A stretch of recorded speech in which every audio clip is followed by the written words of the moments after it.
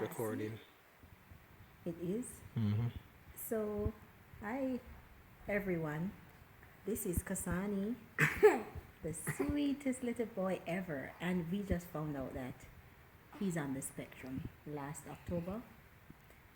It's been very nerve-wracking and difficult, but we've got to cope. He's here. He has to deal with the world. He has to understand the world. So, hey Cassie, how do we find out that Kasani something was wrong?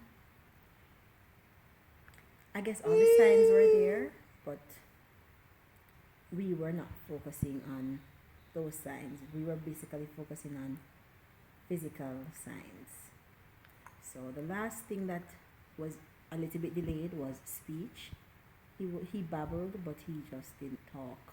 He didn't ask for tea. He didn't say mama, dada. So I figured something was wrong. Hence, a visit to the doctor, who tried to persuade me that he was fine. And then Dr. Google, and you know that one gives you a lot of doubts.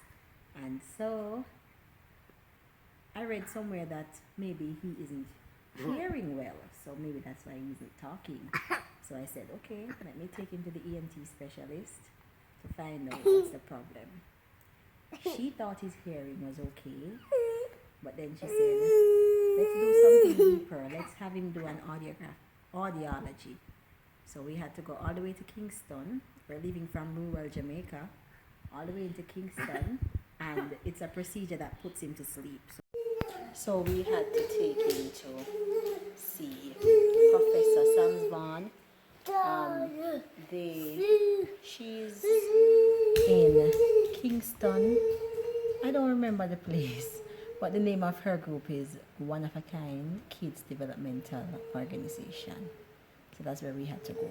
So she did an evaluation, and then she explained that we had to do a series of tests that would have been 30,000 a piece.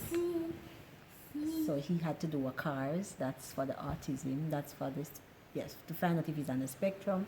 Then she has to do another test, I think a Griffith's test, and then they had to do another evaluation. And then she gave me a report with recommendations. So that's what we did. Luckily for me, normally the waiting list is very long. I know God was on my side because I actually got all of this done between March.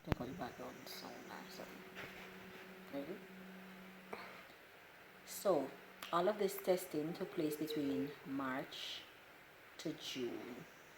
In March we did the hearing test, we went to the neurologist, and then we went here to Professor Samsvan.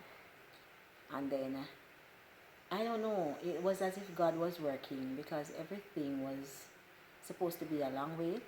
Luckily for me, everything just went right through, and it's super expensive. It's just that I had a lot of family and friends and a little savings, and all my family and friends, they really rallied around me, and so we got it done.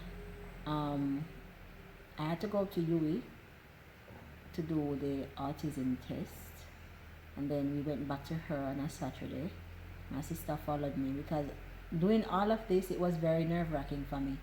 I needed support. I cried. I have cried. I'll tell you. Right now I feel like crying. So, but I guess it's okay for me to cry. So after we did all of that, I had to wait on the report. The report takes a while because it's two persons and everything has to go together. So I was promised the report at the end of August. I really wanted it because I wanted to register him in school because he was going to be 3 September gone. So, but I didn't get the report, but I still went ahead and I registered him in school. He's in kindergarten. He's in K1 now, but I'm not expecting a lot from him. I just want him to socialize because he really hasn't been socializing. He doesn't talk to children. He doesn't make much of them. So I just wanted him to be in that environment with other children around him to, maybe see if he'd learn something, if he'd pick up something. So that's where we are basically. So that was, yeah, at the end of September, we found out that he's on the spectrum and it's severe.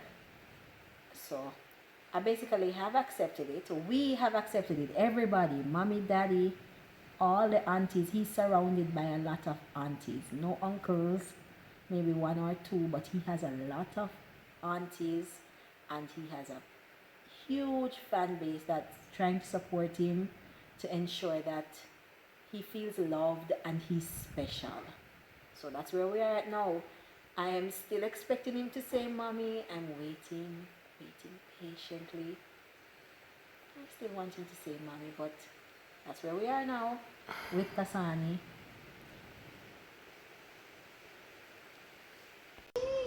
Kasani.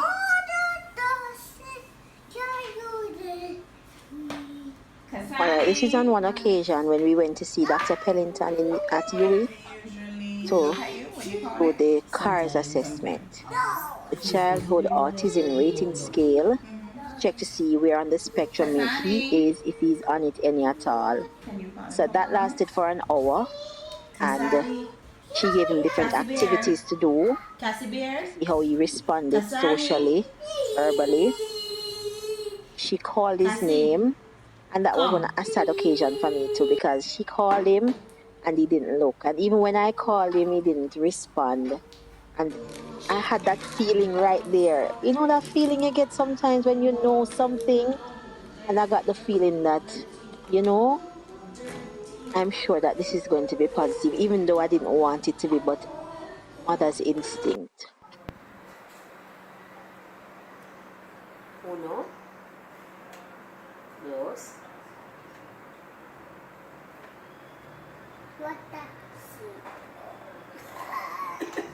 Uno. Yes.